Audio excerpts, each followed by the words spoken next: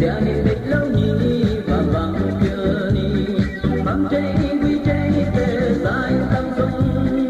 Sianin bích lâu nhì và vang kia ni Mong nâu lia lê tang han lung jamin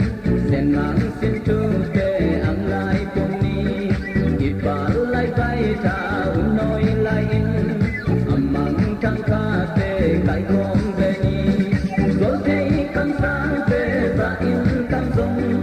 Cùng na thức thức về kịp ta lên ni Gol te kam sang te ra in tam sông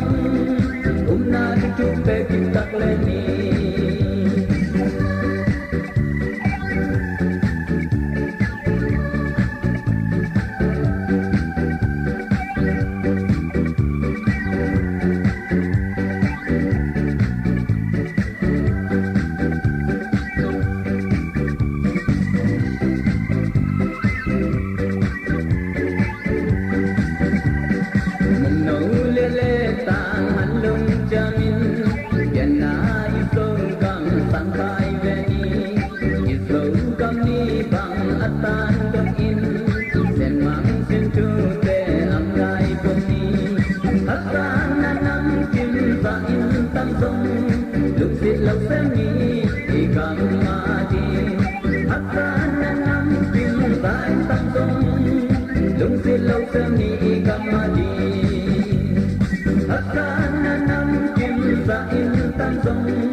subscribe cho kênh Ghiền